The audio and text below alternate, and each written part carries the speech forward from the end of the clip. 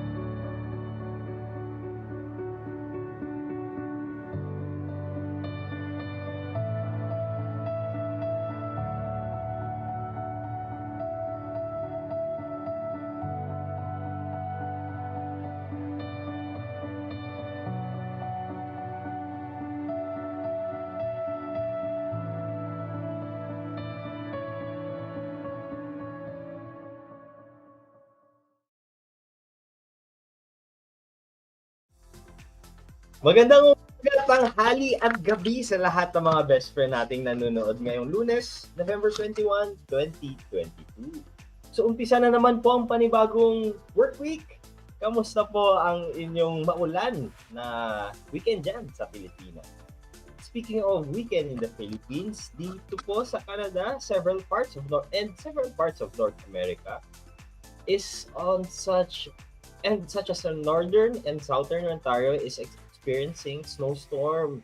So nagsimula na po ang buhos ng snow since last week, but the snowstorm is starting too. Yan po kung makikita nyo sa picture, yes.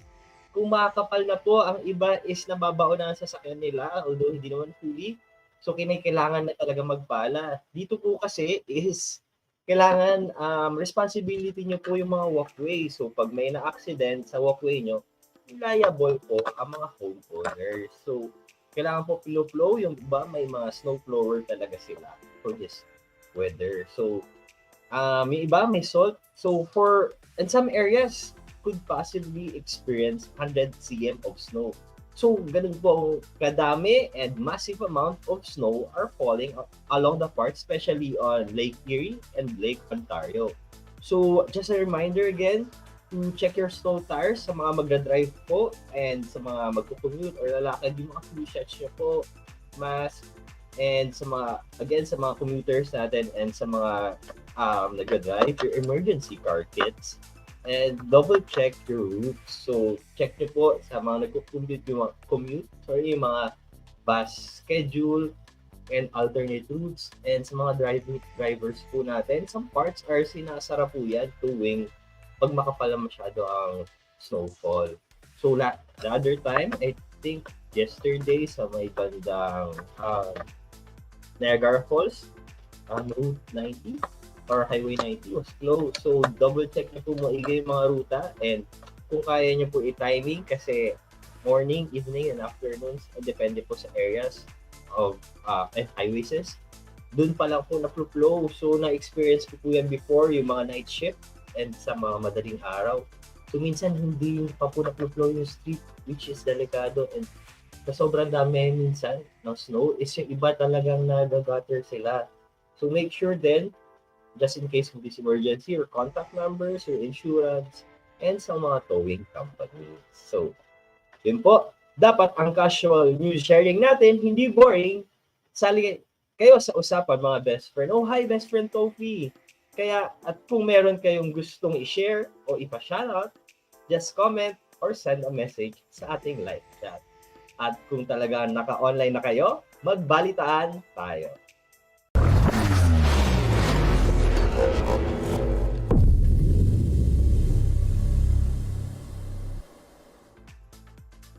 Welcome back! At naging laman ng international news ang balitang may tumamang alleged Russian missile sa isang farm sa Poland.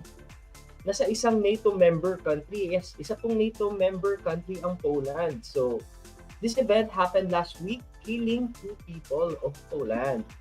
Yan, kung makikita nyo po sa ating map, that's the area of explosion. And kung makikita nyo po ang location ng Russia, Ukraine, and that area in Poland. So medyo nasa dulo na po ng Ukraine ang Poland. So kung totoo mang Russian missile ito, it's very long range and it doesn't have a good implication, especially for the allied countries or the NATO countries. Kaya naman maraming nangamba na naging umpisa ito ng isang mas malaking gera sa pagitan ng Russia at ng NATO or North Atlantic Treaty Organization. Dahil base sa Article 5, isa po ito sa ini-invoke ngayon, or so-called collective defense, an attack against an ally is considered an attack against all allies. Based po yan sa Article 5 ng NATO. So ayon sa mga initial report, ito ay isang Russian missile made but Russia denies the allegation. Soon after this, US President Biden stated that it was unlikely a missile fired from Russia. So, nagkaroon po ng investigation. The Polish president at NATO official doubled down on this, saying that there was a high chance it was an air defense missile from Ukraine side and unlikely had fallen in Poland in an accident. So that would be better po. I remember I had a company study before na there was missile misfiring during the test. And that possibility really happens even in war. And this kind of possibility is, of course, very costly. And yun nga po sa sitwasyon na to, it could have provoked more conflict with more nations. Pero maririnig na sinabi ni President Zelensky na hindi ito isang misfire na galing sa kanilang air defense. So statement from the nation presidents, Poland and US lean away from conflict and recourse to invoke the Article 5. Yes po. Although given na we know may war po sa Ukraine and yun nga po, isa ito sa nabanggit na posibilidad ng President Zelensky na isang president ng Ukraine. So war error is not being ruled out in this case. Yun nga po at nagkaroon naman muna ng investigation. But if not, this would mean we are on the brink of another war. Ano magiging epekto nito sa ibang bansa, lalo na sa Pilipinas? I think we have a comment. Hi, best friend Tofi. Oh, yun nga po. And yes, this information, yun nga po, isa po din yan sa sinubukan mo ng ruled out. Napanood ko po ang mga reaction, especially ng NATO. At kung napanood niyo rin po sa news, sinubukan po naman na investigate. Ang sabi po doon is, iniiwasan nila biglang mag-declare or kung ano man. Pero of course, the meeting, the securities and check. Tapos, chinek po din ang area kung saan ang tinamaan and mga parts ng missile. And kung saan naglanding, naroon kung saan possible na i-launch a missile and parts. And they tried to identify kung sino talagang country responsible for it. And yes, isa po yan sa possibility. We gotta put that out. This information kasi yun nga po kung nga po ang missile na ito ay nanggaling sa Russia, it could trigger a war. And hindi naman din po maaaring far-fetched na Ukraine, although maaaring hindi rin nila sinadya, but there's also a possibility na sila din to have more backup. And yun nga po, to drag down NATO in this conflict. So, although eventually NATO will be part of it, pero yun nga po, at least they're very careful trying the escalation of investigation po. Kaya sali kayo sa discussion mga best friend. You can comment your opinions down below. We'll be right back on a short one.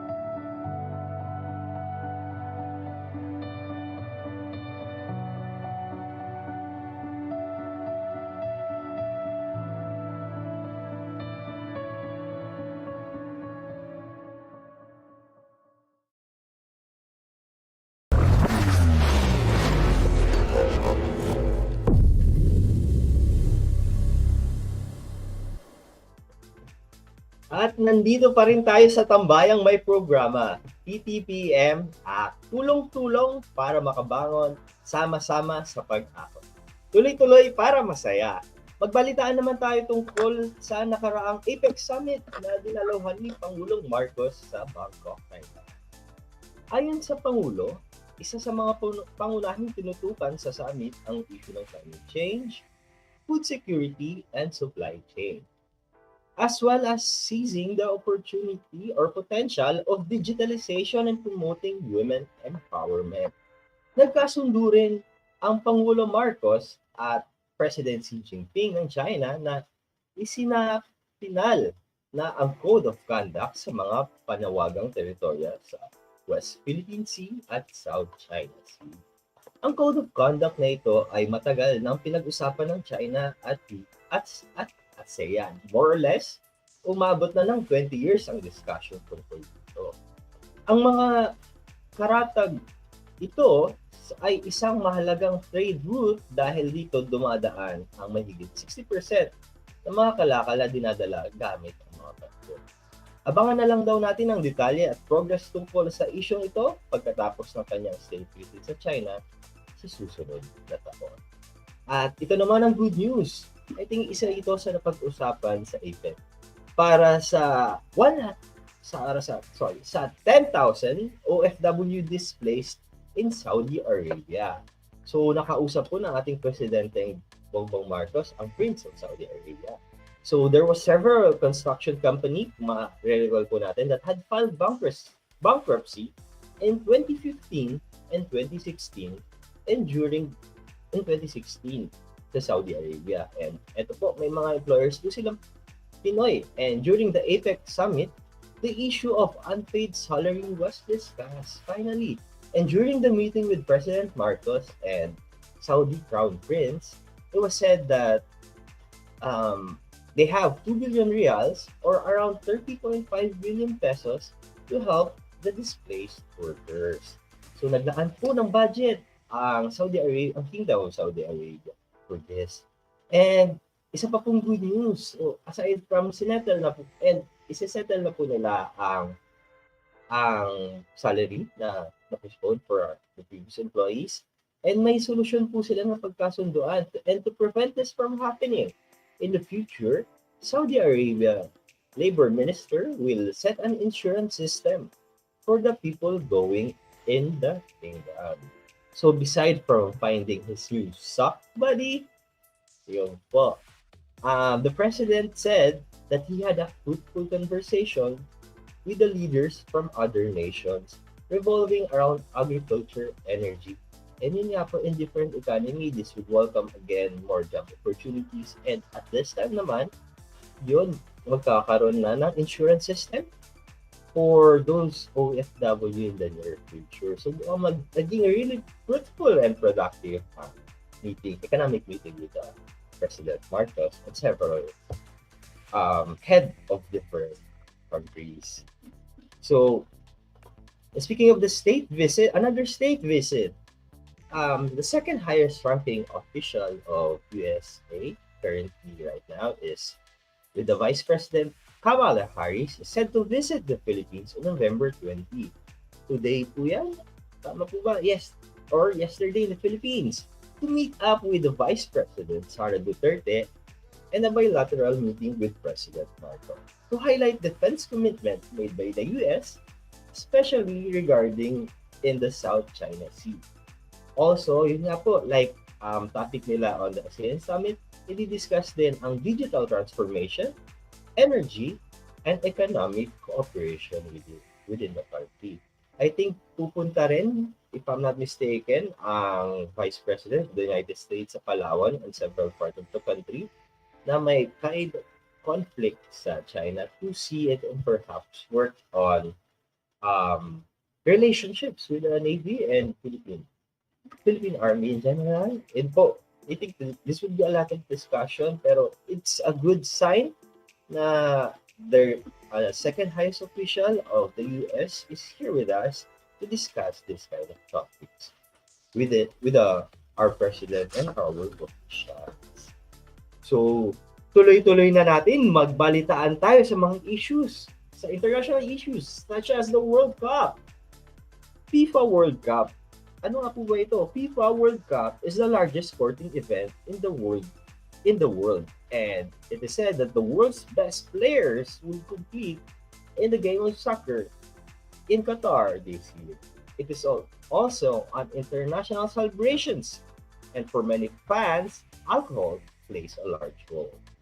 So, knowing that Qatar is a strict Muslim country, alcohol is tightly regulated in Qatar. So, where custom agents are under orders to seize any booze visitors to bring in the country. So, bawal mag-import, pero I think this game would be different. Isa lang ito sa mga cultural at legal issues na harapin ng soccer fans mula sa Qatar. Yes, this had been and is very controversial until now. So, knowing Qatar is very strict and conservative Muslim country, so some celebrations, of course, this kind of celebration normally includes booze and tatalakayin po natin in the short while, may mga iba-iba pang controversy regarding this. So this came so much in controversy on how Qatar should be eligible to host FIFA. Actually, bago pa lang po ito magsimula, medyo naging marami na diskusyon lalo sa mga soccer fans and soccer enthusiasts.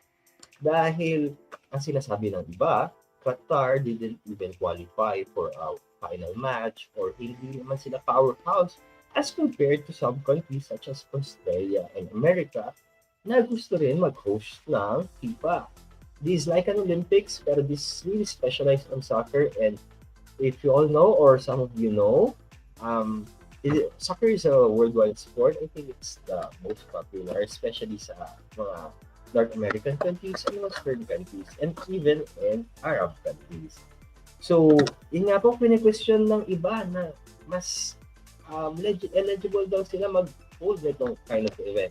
Some says, dahil maliit ang Qatar, because Qatar is like 8-point-something billion na ang population nila, and this is like a big event for the sports, especially coming out from the COVID crisis. So, isa po yun, yung controversy na sila pa dapat, although now they have it, and there are more controversies in line with this, like sa human rights concern and controversy regarding the LGBTQ issues. So let's try to start with the LGBT issues. So yun nga po, knowing that Qatar is a strict Muslim country, so it is also known in Qatar that isa sa law nila is homosexuality is illegal in the country and is punishable with 7 years in prison. So may mga iba pang controversy na yun nga po, pinagbawalan ang mga display or acts dahil actually nagko-conflict po ang karamihan dito lalo na sa LGBT and yung mga strict locals and mga strict Muslims. Because knowing that the country is a strict Muslim country, yun nga po, hindi nila basta-basta gustong mai-practice. May iba po talaga na officials na nag-direct na hindi maganda ang magiging welcoming and unwelcome ang mga ganitong practices. Although clarify naman din ng Qatar na all people are welcome there. Pero yun nga, may mga controversy pa rin. So some teams and some important personnel didn't feel welcome and hindi rin tumuloy and did not like to participate in this event. And ayaw din payagan ang display of course, affection and the flag. So, recently, kung narinig nyo, I think LGBT is nagiging spread. They're trying to spread the awareness. So, they would really encounter hindrance or sticking points, especially in this kind of strict country. So, medyo nagko-conflict po ang kanilang interest. So, I'd say, just my personal opinion, katulad din po sinasabi nung iba sa Qatar na sana they would like to the foreigners or yung mga participants na sana i-respect daw muna yung tradition and then try to follow the rules in the country. So this is very controversial, but more than that, may mas malaki pa rin say na issue because it's a human right concern. So kung mapapansin niyo po, ang infrastructure of Qatar, especially recently for this World Cup, was put up and built up by migrant workers. So I've been trying to check out, there was actually a lot of issues regarding this. So some claims, according to the government daw po, sa kanila, there was only 37 deaths of migrant workers and only 3 are work-related. So those migrant workers are coming from different countries such as Iran, India, and nearby countries sa Qatar. So, since yun nga po maliit lang ang population, they normally hire workers from other nations. And these workers from other nations, if I'm not mistaken, may practice daw na tinatawag na katala, which means kailangan ng sponsor ng foreign workers before they could work in the country. So, isa yun sa naging controversial kung paano ang naging housing. Kasi although may mga ibang lumalabas na maybe we need to verify through na maybe masyadong constricted sila sa isang room or some place and hindi masyadong sanitary ang ibang environments. At the same time, may sabi din, of course, na reklamo na some workers are subject to work on a harsh environment because this is a desert. It's very hot in there. Yung iba daw, they're subject to work in those heat conditions.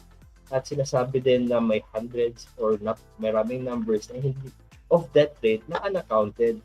Kasi hindi daw umano na-account ang death rates like from sickness or heart-related issues. So, ang in-account, supposedly, ang na-account lang di umano ay death in work and work-related death. So, yung work conditions and living conditions, right, those are other factors na sinusubukan silipin din in this. So, this event had led to many controversy, if I may say. And there are rising question regarding the living conditions and work conditions of the workers. And one of the main concerns. So at the end of this event, so some would surface a hope magawa na resolution beforehand, especially that. And may mga ilang documentary na nagkatry na i-document yung working status as of now. And then nga po, what would happen to these workers after this event? So, it had really taken a toll on Qatar and some workers, and of course, the ongoing issues with the LGBT and the sport. So, that was heavy and dumako naman tayo sa isang masayang, kung nakasama ba kayo sa isang masayang virtual bonding na naganap kasama si Besfren Topi, Besfren Hayes, at Besfren Philip kagabi. Sa mga hindi nakapag-online. Oh, wala pala si Besfren Philip din kagabi. And anyway, available at mapapanood ang mga latest live stream natin sa Facebook, YouTube channel, and TTPM ACT. At syempre, imbitado ang lahat ng ating best friends sa darating na November 27, 7:30 ng gabi, Philippine Time. Kaya ready ang mga cellphone, TV, o kung ano mang ginagamit mo, at tara. And yun, tuloy-tuloy yung Magbalitaan. Sorry. So, huwag niyo rin kalimutan mag-like, follow, and subscribe sa ating mga social media accounts at TTPM ACT sa Twitter, YouTube, at Facebook. At ttpm.at naman sa Instagram at TikTok. Pwede nyo rin bisitahin ang ating website, ttpmact.com para sa iba pang detalye at advocacy ng ating team. At syempre, nagpapasalamat kami sa nagpa-power up ng ating programs at live streams. Ang streamlining, entertainment, multimedia production. At para naman sa mga mahilig sa musika, iniimbitahan namin kayong sumali sa SAGO, the Sing-Along Group Online. Maaari po kayong mag-share. Sorry, it's the Sing-Along Group Online. Maaari po kayong mag-share at mag-post ng inyong mga video na kumakanta o kaya naman makisingalong sa mga best friend natin nagbabahagi ng kanilang mga favorite songs. Ito pa mga best friend, ha? Mag-like, share, and subscribe din tayo sa mga social media channels and pages ng ating mga kasama dito sa video. Kila best friend Toby, online best friend mo, kay best friend Hayes, best friend Philip, at sa aking social media. At sa darating na Webes, kasama ulit si best friend Philip. Dito lang sa ating casual news sharing na hindi boring, magbalitaan tayo. May you enjoy your whole work week this week. Have a good day.